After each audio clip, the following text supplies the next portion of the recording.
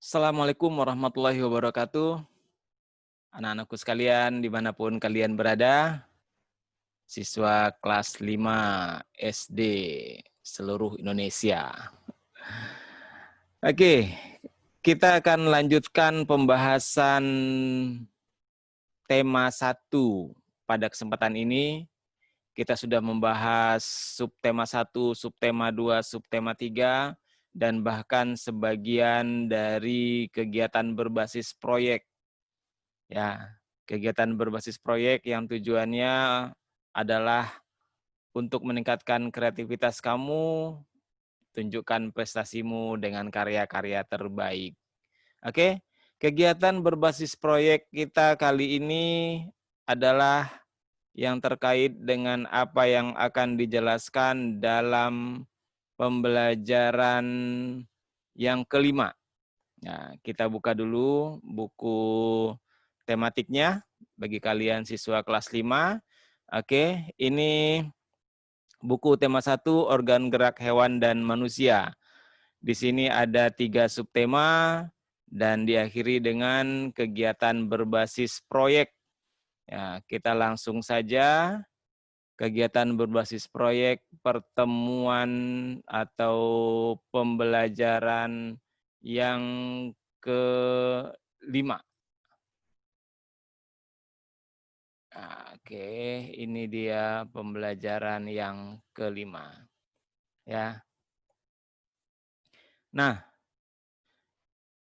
dalam pembelajaran yang kelima ini ada beberapa kegiatan yang harus kalian lakukan sebagai unjuk prestasi. Namun sebelumnya mari kita baca dulu pengantar yang ada di pembelajaran 5 ini. Nah, di sini terlihat. Tahukah kamu pepatah yang berbunyi mencegah lebih baik daripada mengobati? Tentunya kita semua sudah tahu ya, dan ini benar adanya. Mencegah lebih baik daripada mengobati. Mencegah akan membuat kita terhindar dari sakit, terhindar dari cedera, terhindar dari cacat, ya. Nah, tapi kalau sudah mengobati, tentunya kita sudah terkena sakit dulu, menderita dulu, dan harus mengalami pengobatan yang mungkin dengan biaya yang luar biasa. Jadi, mencegah lebih baik daripada mengobati. Oleh sebab itu, mari ya kita cegah timbulnya penyakit. Nah, sehat itu penting.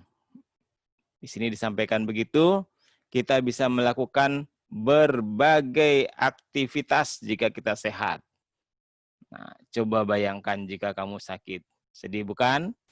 Nah, oleh sebab itu, mari sekali lagi kita cegah. Ya, kita berusaha sebaik mungkin agar kita tetap sehat. Begitu juga dengan kesehatan pada organ gerak kita. Mengingat pentingnya peran organ gerak, maka sudah seharusnya kita menjaga dan merawat organ gerak kita. Nah, apa kegiatan kita pada kesempatan ini? Kegiatan ini bertujuan untuk menambah pengetahuan kalian mengenai jenis penyakit yang berhubungan dengan gangguan pada organ gerak manusia. Jadi, kalian bermain peran dokter kecil, ya. Nah, di sini siswa bekerja sama dengan salah satu temannya. Karena kalian berada di rumah, kalian boleh bekerja sama dengan orang tua atau dengan kakak atau dengan saudara lainnya. Nah, di sini ada siswa yang menjadi dokter dan ada siswa yang menjadi pasien. Silakan kamu yang menjadi dokternya, mungkin orang tuamu jadi pasiennya, ayah atau ibumu jadi pasiennya, atau kakakmu atau adikmu jadi pasiennya. Paham kan? Jadi ada dokter, ada pasien.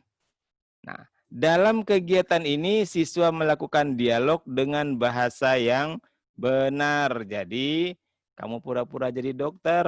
Bayangkan kalau dokter gimana? Ya, tentu dialog mereka terkait tentang jenis penyakit yang diderita oleh pasien dan cara menanggulanginya. Oke, jadi adegannya adalah ada pasien datang, kemudian diterima oleh dokter, kemudian dokter bertanya dan sebagainya, pasien menjawab, kemudian dokternya memberi nasihat, mungkin memberi resep, dan kemudian si pasiennya berterima kasih dengan harapan cepat sembuh. Itu kegiatan dokter kecil. Nah, bagaimana langkah-langkah kegiatannya? Ini harus kalian praktekkan ya, seolah-olah kamu memang jadi dokter dan seolah-olah adikmu itu atau kakakmu atau orang tuamu itu benar-benar menjadi seorang pasien.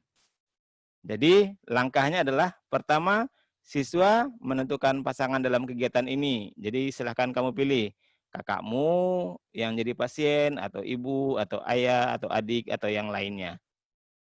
Nah, kemudian siswa mencari informasi jenis penyakit yang berhubungan dengan gangguan pada organ gerak manusia.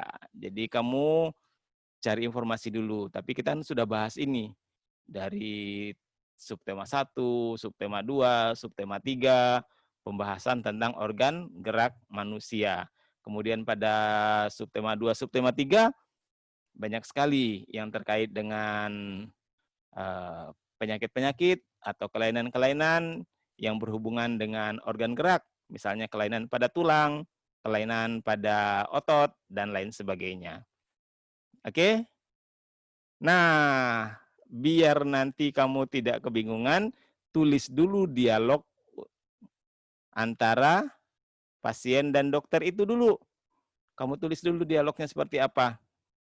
Terus latihan, berlatih mengucapkan dialog yang tadi sudah dibuat. Baru praktekkan dokter kecil dan pasiennya. Oke? Nah, ketika kamu mempraktekkan dokter kecil dan pasien itu, jangan lupa bikin videonya untuk di-upload. Oke? Boleh kirim ke grup nantinya atau boleh kirim ke Google Classroom sesuai permintaan guru. Nah, apa keberhasilan kamu, syarat-syarat untuk berhasil dalam kegiatan ini? Nah, nih, di sini sudah dijelaskan.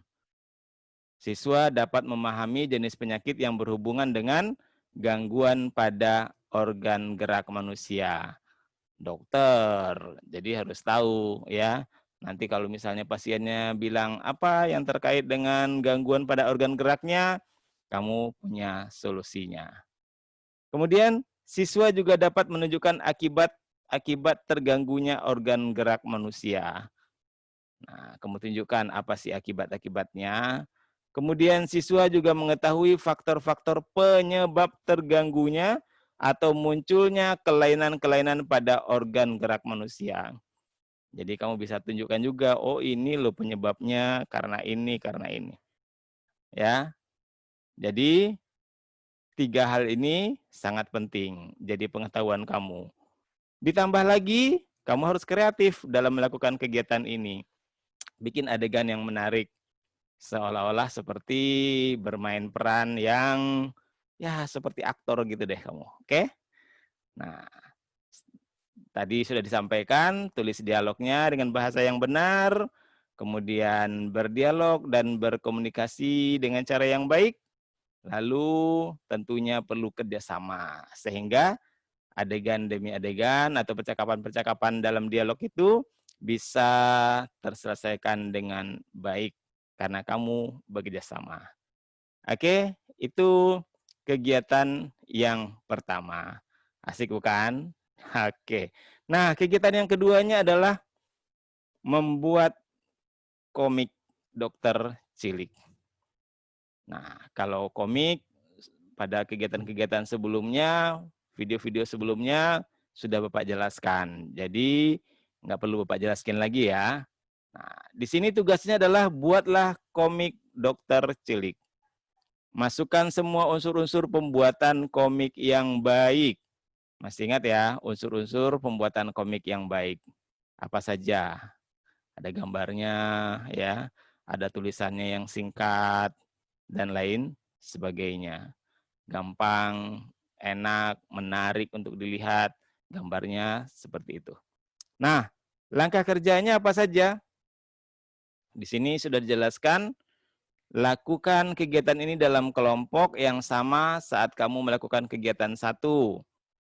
Nah, kemudian buatlah komik dengan ketentuan seperti berikut. Komiknya tentang dokter cilik.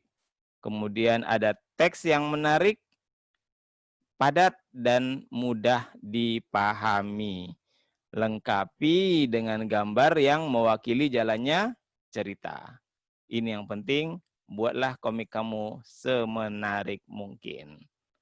Nah, di sini kriteria keberhasilannya ada kerjasama di antara kalian, kemudian mampu mengkomunikasikan hasil tulisannya dengan bercerita melalui gambar, serta memiliki keterampilan dan kreativitas menggambar dan bercerita.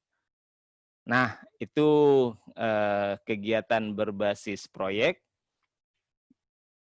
pada pembelajaran yang kelima ini. Silahkan kamu tunjukkan kreativitas kamu, silahkan tunjukkan karya kamu, karena itu akan berarti sebuah prestasi buat kamu.